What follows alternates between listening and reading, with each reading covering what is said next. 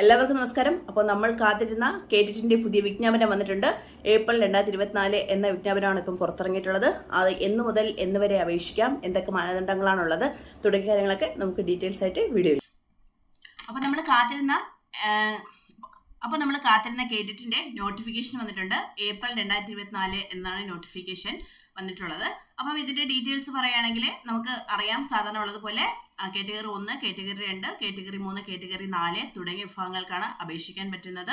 Category 1 എന്ന് പറയുന്നത് lower primary സ്കൂളിൽ പഠിപ്പിക്കാനും, കാറ്റഗറി 2 എന്ന് പറയുന്നത് അപ്പർ പ്രൈമറി സ്കൂളുകളിൽ പഠിപ്പിക്കാൻ വേണ്ടിയിട്ടുള്ളതും, കാറ്റഗറി 3 എന്ന് പറയുന്നത് ഹൈസ്കൂളും, കാറ്റഗറി 4 എന്ന് പറയുന്നത് ഭാഷാധ്യാപകർ, അതായത് അറബി, ഹിന്ദി, സംസ്കൃതം, ഉറുദു, UP തല വരെയുള്ള അധ്യാപകർക്കും, കാറ്റഗറി 4 തന്നെ മറ്റ് സ്പെഷ്യൽ അധ്യാപകർ വരുന്നത് ആർട്ട് ആൻഡ് ക്രാഫ്റ്റും അതുപോലെ കായിക അധ്യാപകർ. അങ്ങനെ 4 വിഭാഗങ്ങളിലാണ് നമ്മുടെ പരീക്ഷ നടക്കുന്നത്. അതിലൊന്നും യാതൊരുവിധ മാറ്റങ്ങളും ഇല്ല. പിന്നെ ആർക്കൊക്കെ ഇതിൽ CTET പാസ്സായിട്ടുള്ളവർക്ക് KTET അപേക്ഷിക്കേണ്ട എന്നുള്ളത് ആർക്കൊക്കെ ചോദിച്ചു കഴിഞ്ഞാൽ നമുക്ക് എപ്പോഴും ഡൗട്ട് വരുന്ന കാര്യമാണ്. അപ്പം ഈ CTETന്റെ പ്രൈമറി സ്റ്റേജ് ആയ കാറ്റഗറി 1 പാസ്സായവരെ അതുപോലെ കാറ്റഗറി 1 നിന്നും മാറ്റിയിട്ടുണ്ട്, KTET 1 നിന്നും മാറ്റിയിട്ടുണ്ട്. CTETന്റെ പ്രൈമറി സ്റ്റേജ് പാസ്സായവരെ KTET 1 നിന്നും പാസ്സായിട്ടുണ്ട്. അതുപോലെ CTETന്റെ എലിമെന്ററി സ്റ്റേജ് പാസ്സായവരെ KTET 2 നിന്നും ഒഴിവാക്കിയിട്ടുണ്ട്. അപ്പം ഈ CTET പാസ്സായവർക്ക് KTET എഴുതണ്ട. അടുത്ത് വരുന്ന LP UP ആയാലും ഇനി അങ്ങോട്ടുള്ള എക്സാമുകൾക്കായാലും അപേക്ഷിക്കാൻ വേണ്ടി CTET പാസ്സായവർ കഷ്ടപ്പെട്ട് KTET എഴുതേണ്ട ആവശ്യം ഇല്ല. പിന്നെ അതുപോലെ net, set, MPhil, PhD, MEd തുടങ്ങിയ യോഗ്യത ഉള്ളവർക്കും എന്ത് വേണ്ട, KTET വേണ്ട. ഓക്കെ, ഇതാണ് നമുക്ക് പ്രധാനപ്പെട്ട കാര്യങ്ങളെന്ന് പറഞ്ഞിട്ടുള്ളത്. പിന്നെ കാറ്റഗറി 3 ജയിച്ചവരെ കാറ്റഗറി 2 നേടുന്നതിൽ നിന്നും ഒഴിവാക്കിയിട്ടുണ്ട്. അതായത് ഏതെങ്കിലും ഒരു വിഷയത്തിലെ BSc BEd ഉള്ളവർക്ക്, ഗ്രാജുവേഷനും അതിൻ്റെ കൂടെ BEd ഉള്ളവർക്കാണ് കാറ്റഗറി 3 എഴുതാൻ പറ്റുന്നത്. അപ്പോൾ ഇത്തരത്തിലുള്ളവർ കാറ്റഗറി 2 എഴുതേണ്ട ആവശ്യമില്ല, കാറ്റഗറി 2 കിട്ടിയാൽ മതി. അതുപോലെ കാറ്റഗറി 2 എഴുതിയവരെ കാറ്റഗറി 1 എഴുതേണ്ട ആവശ്യവും ഇല്ല. രണ്ടും വേണമെന്ന് നിർബന്ധമൊന്നുമില്ല. കാറ്റഗറി 2 മുന്നേ കിട്ടിയിട്ടുള്ളവർ കാറ്റഗറി 1 എഴുതണ്ട, കാറ്റഗറി 3 കിട്ടിയിട്ടുള്ളവർ കാറ്റഗറി 2 എഴുതേണ്ട ആവശ്യവും ഇല്ല. ഓക്കെ, ഇത്രയും കാര്യങ്ങളാണ് നമ്മൾ ബേസിക് ആയിട്ട് മനസ്സിലാക്കേണ്ടത്. എപ്പോഴും നമുക്ക് വരുന്ന സംശയങ്ങളാണ് CTETന്റെ ഏത് കാറ്റഗറി പാസ്സായവർക്കാണ് KTET എഴുതേണ്ടി വരുമോ ഇല്ലേ എന്നുള്ളത്. അപ്പം CTET പാസ്സായിട്ടുള്ളവർക്ക് എന്ത് വേണ്ട, KTET വേണ്ട. ഓക്കെ, അപ്പം ഇത്രയും കാര്യങ്ങൾ നമ്മൾ മനസ്സിലാക്കുക. അതേപോലെ നമ്മളിപ്പോൾ ഭാഷാധ്യാപകരുടെ കാര്യം പറയുകയാണെങ്കിൽ കാറ്റഗറി 3 എഴുതി പാസ്സായിട്ടുള്ളവർക്ക് കാറ്റഗറി 4 എഴുതണം, ഭാഷാധ്യാപകരുടെ കാര്യങ്ങൾക്ക് എന്ന് പറയുന്നത്. ഓക്കെ, അപ്പം നമ്മൾ അപ്ലൈ ചെയ്യേണ്ട വെബ്സൈറ്റ് എന്ന് പറയുന്നത് https KTET-Kerala-Government.in എന്ന് പറയുന്ന വെബ്സൈറ്റിലും അതുപോലെ പരീക്ഷാ ഭവന്റെ വെബ്സൈറ്റിലും SCETC കേരള വെബ്സൈറ്റിലും നമുക്കിപ്പം അപേക്ഷിക്കാൻ സാധിക്കും. അപേക്ഷിക്കുന്നതിന് മുമ്പ് എല്ലാവരും എന്ത് ചെയ്യുക, അപേക്ഷിക്കുന്ന സമയത്ത് ഒരു നോട്ടിഫിക്കേഷൻ ഉണ്ടായിരിക്കും. ആ നോട്ടിഫിക്കേഷനാണ് നിങ്ങളിപ്പോൾ സ്ക്രീനിൽ കാണുന്നത്. ഈ നോട്ടിഫിക്കേഷൻ ഒന്ന് വായിച്ച് മനസ്സിലാക്കി വ്യക്തമാക്കിയതിന് ശേഷം എന്ത് ചെയ്യുക, അയക്കുക. അതാണ് ഏറ്റവും അനുയോജ്യമായിട്ടുള്ള കാര്യം. അപ്പോൾ ഓരോ വിഭാഗത്തിനും ഫീസ് ഉണ്ട്. 500 രൂപയാണ് ഫീസ് എന്ന് പറയുന്നത്. ഇതിൽ SC ST വിഭാഗത്തിലുള്ളവർക്കും അതുപോലെ ഭിന്നശേഷി വിഭാഗത്തിലുള്ളവർക്കും 250 രൂപയാണ് ഫീസ്. ഓക്കെ, അപ്പോൾ ഓൺലൈൻ മാത്രമായിട്ടാണ് പരീക്ഷകൾ അപേക്ഷിക്കുന്നത്. നമുക്കറിയാം, എല്ലാവരും അപ്ലൈ ചെയ്തിട്ടുള്ളവരാണ്. പുതിയതായിട്ട് അപേക്ഷിക്കുന്നവർക്ക് വേണ്ടിയിട്ടാണ് ഞാൻ ഫീസിന്റെ കാര്യവും അതുപോലെ അപേക്ഷിക്കേണ്ട രീതിയും പറയുന്നത്. ഓൺലൈനായിട്ട് നമുക്ക് അപേക്ഷകൾ എന്ത് ചെയ്യാൻ പറ്റും, സമർപ്പിക്കാൻ വേണ്ടിയിട്ട് സാധിക്കും. ഓക്കെ, പിന്നെ കൺഫേം നൽകിയതിന് ശേഷം നമുക്ക് ഇപ്പം സെറ്റിന് വന്നിട്ട് കൺഫേം നൽകിയതിന് ശേഷം സ്റ്റേറ്റ് എലിജിബിലിറ്റി ടെസ്റ്റ് ഉണ്ട് ഹയർ സെക്കൻഡറി സ്കൂളിൻ്റെ. അപ്പോൾ അതിന് കൺഫർമേഷൻ നൽകിയതിന് ശേഷം 2 ദിവസം നമുക്ക് സമയം തരും തിരുത്താൻ വേണ്ടിയിട്ട്. പക്ഷേ ഇവിടെ ആ ഒരു സംഭവം ഇല്ല. കൺഫർമേഷൻ വന്നതിന് ശേഷം തിരുത്തലുകൾ സാധ്യം അല്ല. ഓക്കെ, പിന്നെ ഓൺലൈനായിട്ട് രജിസ്ട്രേഷൻ ആരംഭിക്കുന്ന തീയതി നിങ്ങൾ ഇത്രയും ദിവസങ്ങളൊന്ന് ഓർമ്മിച്ച് വെക്കുക. രജിസ്ട്രേഷൻ ആരംഭിക്കുന്നത് 17/4/2024 മുതലാണ്. അതായത് നാളെ മുതലാണ് നമ്മൾ ഓൺലൈൻ രജിസ്ട്രേഷൻ ആരംഭിക്കുന്നത്. 17/4/2024 മുതൽ. അപേക്ഷിക്കുന്നതിന് ഫീസ് അടയ്ക്കുന്നതിന് വേണ്ടിയിട്ടുള്ള അവസാന തീയതി എന്ന് പറയുന്നത് 26/4. അപ്പോൾ ഫീസ് അപേക്ഷിച്ചിട്ട് പിറ്റേ ദിവസം ഫീസ് അടയ്ക്കാൻ നിൽക്കേണ്ട. 26 വന്നിട്ട് അതിൻ്റെ ഡെഡ് ലൈൻ ആണ്. അപേക്ഷിക്കുന്നതിനും ഫീസ് അടയ്ക്കുന്നതിനും അതുപോലെ ഫൈനൽ പ്രിന്റ് എടുക്കുന്നതിനും അവസാന തീയതി എന്ന് പറയുന്നത് 26/4. അപ്പം 9 ദിവസങ്ങൾ മാത്രമാണ് അപേക്ഷിക്കാനുള്ള തീയതി എന്ന് പറയുന്നത്. എന്തുകൊണ്ടായിരിക്കും എന്ന് നിങ്ങൾ മനസ്സിലാക്കുക. കാരണം നമുക്ക് പരീക്ഷയുടെ തീയതി ഉൾപ്പെടെ തന്നിട്ടുണ്ട്.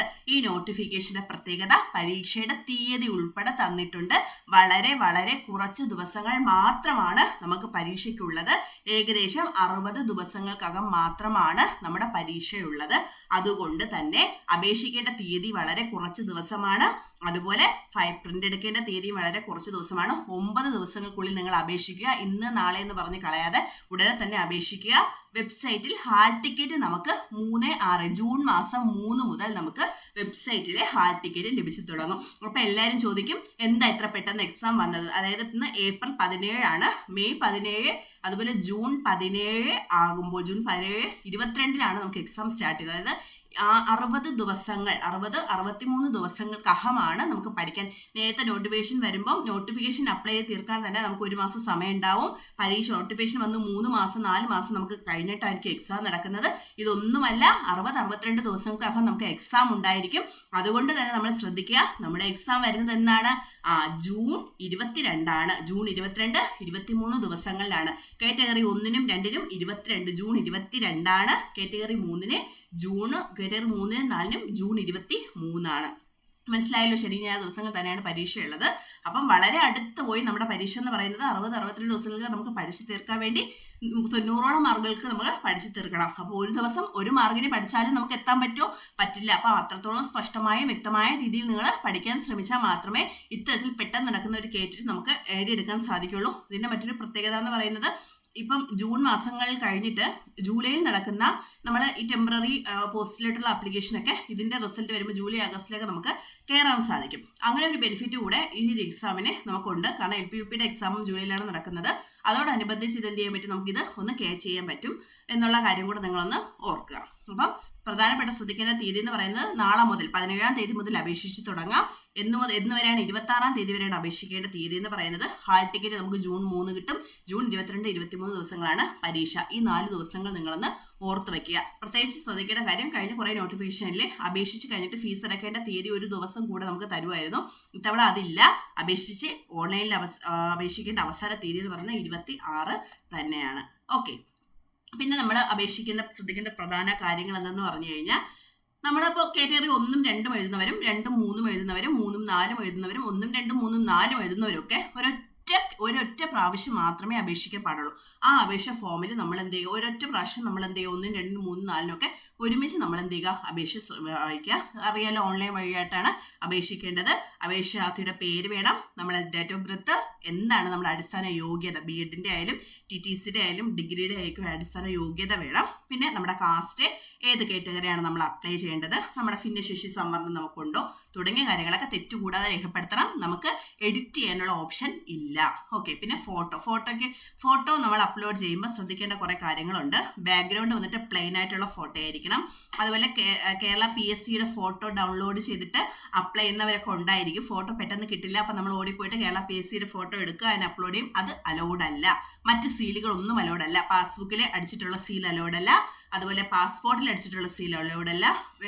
ആധാറിൻ്റെ വരുന്ന അത്തരത്തിലുള്ള ഒരു സീലുകളും നമ്മൾ അലൗഡ് ചെയ്യുന്നില്ല. കേരള PSCയുടെ ഉൾപ്പെടെയുള്ള സീലുകൾ അലൗഡ് ചെയ്തില്ല. ബാക്ക്ഗ്രൗണ്ട് പ്ലെയിൻ ആയിട്ടുള്ള ഫോട്ടോ ആയിരിക്കണം. സെൽഫി ഫോട്ടോ പാടില്ല. പുതിയ ഫോട്ടോ മാത്രം അപ്ലൈ ചെയ്യാൻ. നമ്മളിപ്പം നമ്മുടെ ഈ രൂപ ഇങ്ങനെ അയക്കുന്ന സമയത്ത് നമ്മൾ 2009 ഫോട്ടോയൊന്നും 2024 കൊണ്ടുപോയി അപ്ലൈ ചെയ്യരുത്. പുതിയ ഫോട്ടോ അപ്ലോഡ് ചെയ്യാൻ ശ്രമിക്കുക. സെൽഫി ഒന്നും പെട്ടെന്ന് ഫോട്ടോ ഒന്നും കിട്ടിയില്ല, ഞാൻ സെൽഫി എടുത്ത് അപ്ലൈ ഇട്ടതൊന്നും വിചാരിക്കേണ്ട. സെൽഫി ഒന്നും ആരും അപ്ലൈ ചെയ്യാൻ വേണ്ടിയിട്ട് ഉപയോഗിക്കരുത്. തുടങ്ങിയ കാര്യങ്ങൾ നിർബന്ധമായിട്ട് നമ്മൾ നോക്കണം.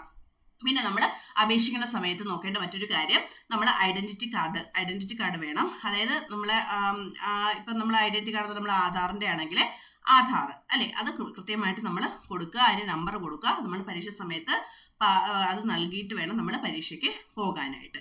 ഓക്കെ.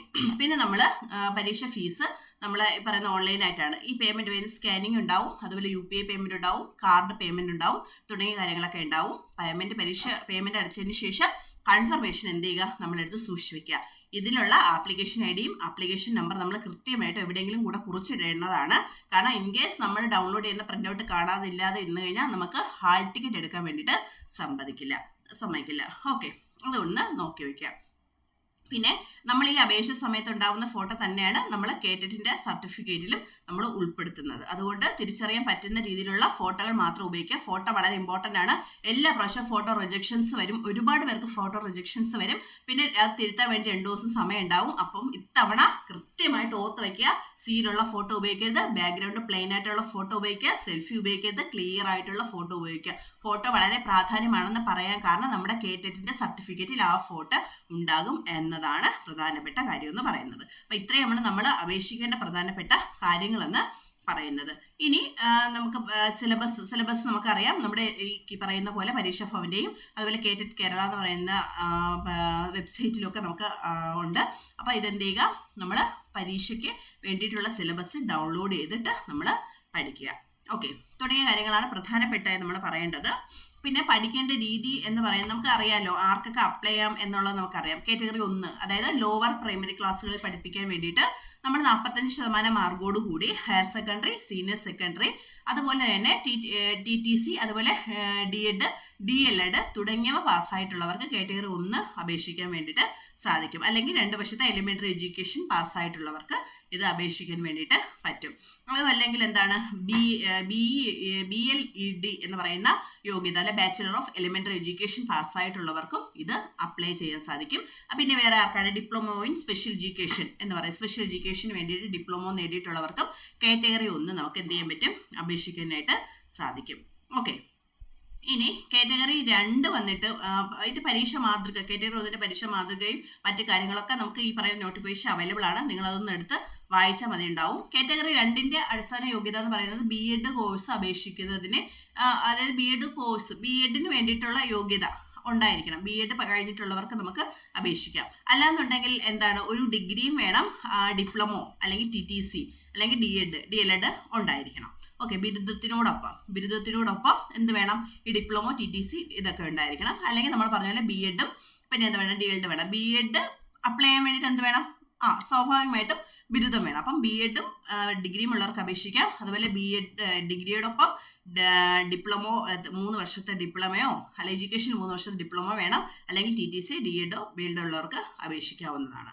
ഓക്കെ, അല്ലെങ്കിൽ 4 വർഷത്തെ എലിമെന്ററി എഡ്യൂക്കേഷൻ വേണം. ഓക്കെ, ഹയർ സെക്കൻഡറി കഴിഞ്ഞതിന് ശേഷം ഇവിടെ ശ്രദ്ധിക്കേണ്ട ഒരു യോഗ്യത എന്ന് പറയുന്നത്, ഹയർ സെക്കൻഡറി കഴിഞ്ഞതിന് ശേഷം ബിരുദമില്ലാതെ തന്നെ 4 വർഷത്തെ ബാച്ചിലർ ഇൻ എലിമെന്ററി എഡ്യൂക്കേഷൻ കഴിഞ്ഞവർക്ക് 2ാമത്തെ കാറ്റഗറിയിലോട്ട് അപ്ലൈ ചെയ്യാൻ വേണ്ടിയിട്ട് സാധിക്കും. ഓക്കെ, അതുപോലെ 4 വർഷത്തെ BSc, 4 വർഷത്തെ BA ഇൻ എഡ്യൂക്കേഷൻ ഇതെല്ലാം കഴിഞ്ഞവർക്ക് നമുക്ക് സെപ്പറേറ്റ് ആയിട്ട് B.Edോ TTC ഒന്നും വേണ്ട, അവർക്കും ഇത് എന്ത് ചെയ്യാൻ പറ്റും, അപേക്ഷിക്കാൻ വേണ്ടി സാധിക്കും. പിന്നെ വേറൊരു കാര്യം, B.Edഉം D.Edഉം DLEDയും ഒക്കെ പഠിക്കുന്ന അവസാന വർഷ വിദ്യാർത്ഥികൾക്ക് അപേക്ഷിക്കാം. 2ാം വർഷം കേറ്ററ്റിന് അപേക്ഷിക്കുമ്പോൾ അവർ 2ാം വർഷ വിദ്യാർത്ഥിനി ആയിരിക്കണം. അതായത് ശ്രദ്ധിക്കേണ്ട കാര്യം, നമ്മൾ ഈ ജൂണിലാണ് നിങ്ങളുടെ 2ാം വർഷ എക്സാം നടക്കുന്നത് എന്ന് പറഞ്ഞ് 1ാം വർഷത്തെ എക്സാം നടക്കുന്നതെന്ന് പറഞ്ഞിട്ട് ഇപ്പോൾ നിലവിൽ അപേക്ഷിക്കുന്ന സമയത്ത് നിങ്ങൾ 2ാം വർഷത്തിലാണെങ്കിൽ മാത്രമേ അപ്ലൈ ചെയ്യാൻ പറ്റുള്ളൂ. 1ാം വർഷത്തിലാണെങ്കിൽ നിങ്ങൾക്ക് അപ്ലൈ ചെയ്യാൻ വേണ്ടിയിട്ട് സാധിക്കില്ല. ഓക്കെ, ഇത്രയും കാര്യങ്ങൾ കൃത്യമായിട്ട് നോക്കുക. അതുപോലെ എന്താണ് പരീക്ഷ എന്നുള്ള കാര്യങ്ങൾ നിങ്ങൾ പരീക്ഷയുടെ സിലബസ് വന്നിട്ട് നിങ്ങൾ എന്താണെന്നുള്ള കാര്യങ്ങളും കൂടെ നിങ്ങളൊന്ന് ഓർത്തു വയ്ക്കുക. അതുപോലെ കാറ്റഗറി 3 എന്ന് പറയുന്നത് ഹൈസ്കൂൾ അസിസ്റ്റന്റ് അല്ലെ HSAക്ക് വേണ്ടിയിട്ടുള്ളതാണ്. മലയാളം, ഇംഗ്ലീഷ്, ഹിന്ദി, സംസ്കൃതം, കന്നഡ, അറബി, Urdu, social science, physical science, natural science, mathematical science തുടങ്ങിയവയ്ക്കാണ് നമ്മൾ അപേക്ഷിക്കേണ്ടത്. ഇതിന്റെ യോഗ്യത എന്ന് പറയുന്നത് 45% മാർക്ക് വേണം. മാർക്കോട് കൂടി ഗ്രാജുവേഷൻ വേണം.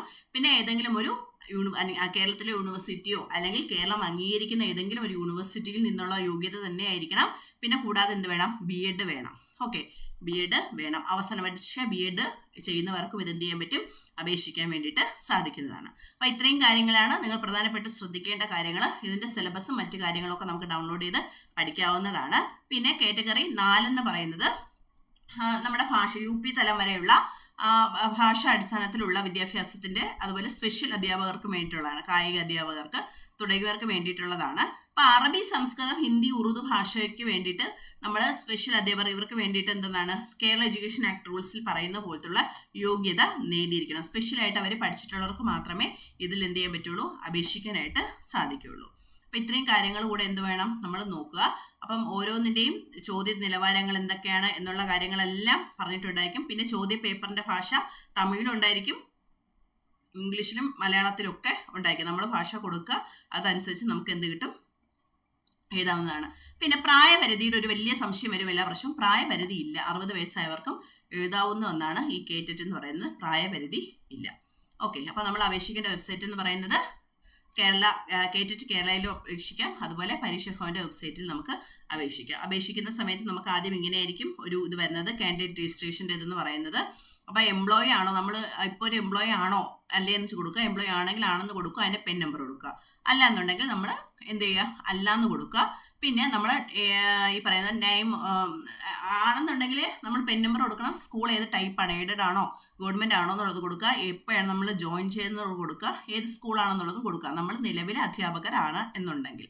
അല്ല എന്നുണ്ടെങ്കിൽ നമ്മളെ കാറ്റഗറി സെലക്ട് ചെയ്ത് കൊടുക്കുക. 1, 2, 3, 4 ഒക്കെ അപ്ലൈ ചെയ്യുന്നവർക്ക് ഇത് 4 സെലക്ട് ചെയ്ത് കൊടുത്തതിന് ശേഷം നമുക്ക് ചെയ്യാവുന്നതാണ്. പിന്നെ എന്താണ്, അപ്പോൾ ഏത് ഇൻസ്ട്രക്ഷൻസ് ഏതാണ്, ലാംഗ്വേജ് ഓഫ് ഇൻസ്ട്രക്ഷൻ കൊടുക്കുക, എലിമെൻ്ററി എഡ്യൂക്കേഷൻ കൊടുക്കുക. അപ്പോൾ ആദ്യത്തെ നമ്മൾ ലാംഗ്വേജ് ഓഫ് ഇൻസ്ട്രക്ഷൻ മലയാളവും, രണ്ടാമത്തെ ഇംഗ്ലീഷും കൊടുക്കാൻ വേണ്ടിയിട്ട് ശ്രദ്ധിക്കുക. ഇനി ഇംഗ്ലീഷിൽ പ്രാവീണ്യമുള്ളവർക്ക് അത് മാറ്റിയും കൊടുക്കാം. അതൊന്നും ഒരു പ്രശ്നമല്ല. അപ്പോൾ അപേക്ഷിക്കുന്ന സ്ഥലത്തുള്ള കാര്യങ്ങളും എങ്ങനെയാണ് അപേക്ഷിക്കുന്നത് ഉള്ള കാര്യങ്ങളും ഞാൻ മറ്റൊരു വീഡിയോയുമായിട്ട് വരുന്നതായിരിക്കും. അപ്പോൾ എല്ലാവരും മറക്കാതെ ഡേറ്റ് ഓർത്ത് വയ്ക്കുക. 17, 26 ഹാൾ ടിക്കറ്റ് കിട്ടുന്നത് 3, എക്സാം 22, 23 ദിവസങ്ങളാണ്. അപ്പോൾ എല്ലാവർക്കും ഓൾ ദി ബെസ്റ്റ്. ഇനി കിട്ടുന്ന 60, 62, 63 ദിവസങ്ങൾ വ്യക്തമായിട്ടും